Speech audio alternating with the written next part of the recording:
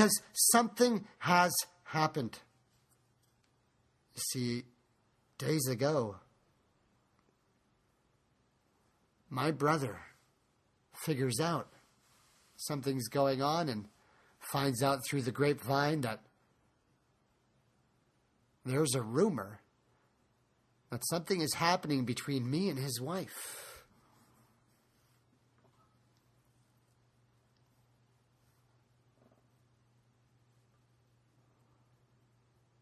And I've been thinking about it, brothers and sisters.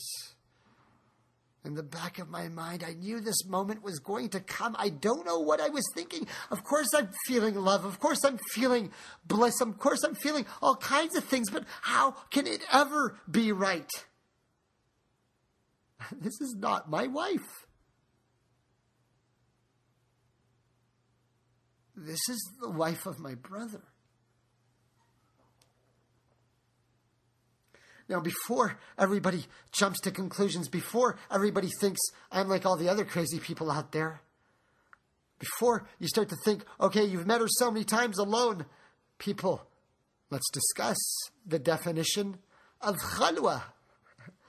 Khalwa is the Arabic term meaning, are you in a state with a woman where you have no fear that you can do anything with her and no one would object?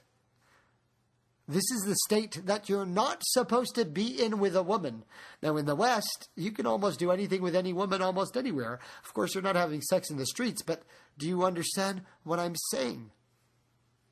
I'm saying I have been with her in situations that were khalwa, where we were private, and absolutely no one would have interrupted us. And the moment came, and the moment went. And then another moment came, and another moment went, and another moment came, and another moment went. And so many times where we could have done what all those who are men and women do. And every time I wanted to so badly, with what felt like all of my heart, and maybe more than just my heart, she would say, no, we can't do this. I want to, but we can't.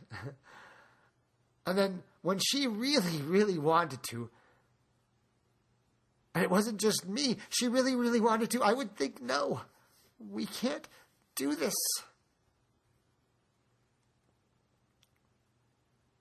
This went on for quite some time, until one day when I think everything's fine and I've still got crazy thoughts in my head, and I drive home. And I pull up into the driveway, and I see my brother standing there in front of my house. And I know for sure this is going to be bad. What the frack have I done? One of the only brothers I had left. One of the only people that even considered me a brother still. While everybody else thinks I'm totally nuts, this is still the one brother who treated me as a brother. The only mujahid on this earth who has come and given his oath to me, has made that binding pledge by hand.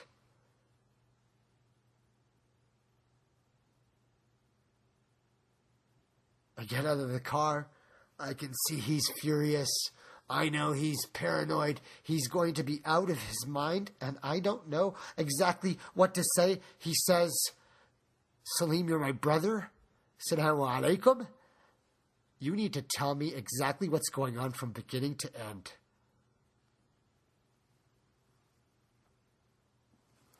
I say, listen, I don't know what you heard. I don't know what you're talking about, but there's nothing going on, right? Deny everything, of course. I mean, that's the first rule, of course, denial, right, brothers and sisters? It wasn't me. It wasn't me. What are you talking about? No, I didn't do it. He said, listen, you better tell me everything. I said, let's go sit down. He goes, no, just tell me. I go, let's go sit down. And I'm trying to think of what to say, because I'm thinking, this is that moment, brothers and sisters. This is that moment. This is that test. This is that moment that I know I have screwed up royally. This is the moment that I was waiting for. I was expecting to be attacked by jinns. I was expecting to have reptilians come at me, and I would defend myself. I don't know what's going on. I don't know how I've been put into this position, and being there in front of my own brother now is dawning to me a true reality that how the frack did I get so convinced that I was doing such a wrong thing? This is not making any sense. And I say, listen, there's nothing I can say, because what am I going to say? I'm going to say, what? He wants to know, have I committed zina? Have I committed adultery? He wants to know, right? And I don't even want to say the words. I don't even want to say this sentence. I don't even want to speak. I don't even want to say anything, because I'm so embarrassed about what is really going on. I don't even want to acknowledge who I am. I don't even want to face him, but I can't figure out what to do, and this is gonna turn out really bad, and I mean, he's gonna want to kill me, and there's no reason not to. I can't believe I've let myself be put into this situation, and I don't know what to say, and I just say, listen, you're going to hear all kinds of nonsense, and I don't want to talk about this. I don't want to say anything about this. She is your wife. And nothing happened at all. He says, that's not good enough.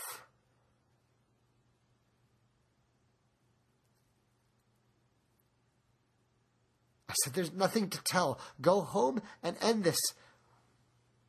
He says, I'm talking to you before I go talk to her. So you better tell me the truth about everything. I say, there's nothing to say, and nothing happened at all. And I know he wants something specific. I know he wants me to tell something that I can't say. What am I going to say? How many lines have I crossed? I can't even say anything, and I don't have the words. Brothers and sisters, and I'm so embarrassed, and I'm supposed to be trained in the law, and I'm supposed to be trained in arguing. I'm supposed to be trained in defending myself, and there is no argument that I can't get out of, but this is not a court of law.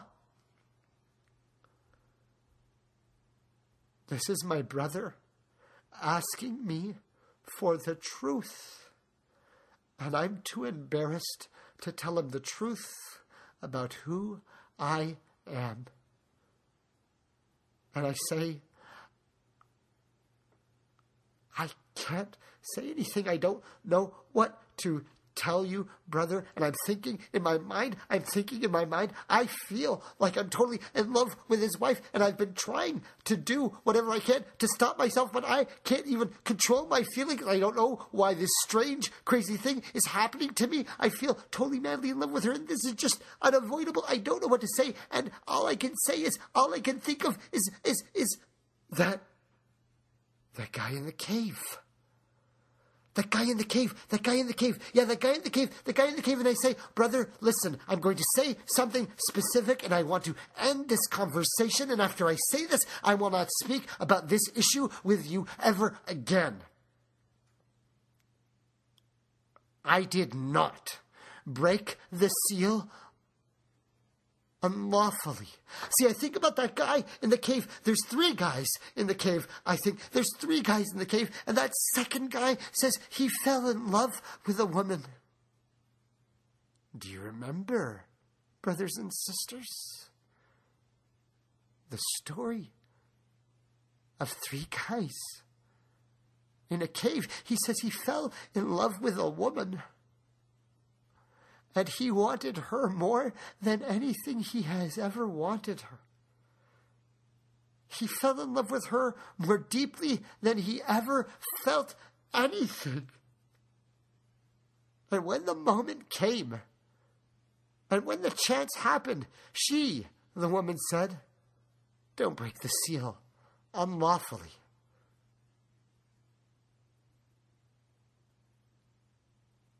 Sometimes I wonder about those 3 guys in the cave.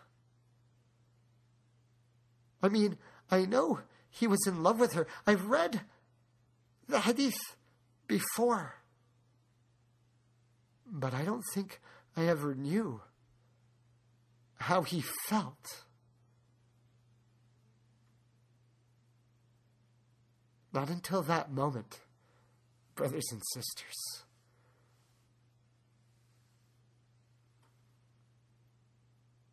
I want to go find that guy.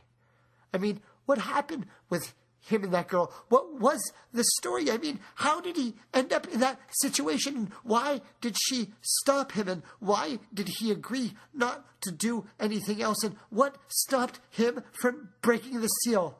That guy is my brother. And I want to go find him. But what am I talking about? I can't even handle my own situation. I'm there with my own brother, and I say to him, I did not, oh my brother, break the seal unlawfully. It's the only thing that came to my mind, and I'm thinking to myself, that's actually not a bad line. I'm surprised I even thought of that. I'm surprised that that thought even entered my mind. And then the next thought I realize is the thought that exits his very mouth,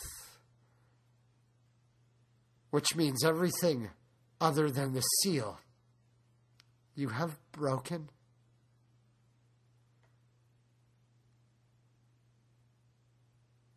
I get up and I say, that's it, man. That's enough of this conversation. I don't ever want to have this conversation again. It's over. I'm your brother. He says, you're not my brother.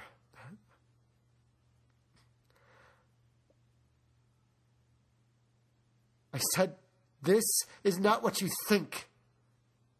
How can it not be what I think? You're saying what you're saying, and I know exactly what you're saying. And he's walking away, and I'm walking away. And I can't believe I've let this happen. And I know there's no way I can get the trust back from my brother.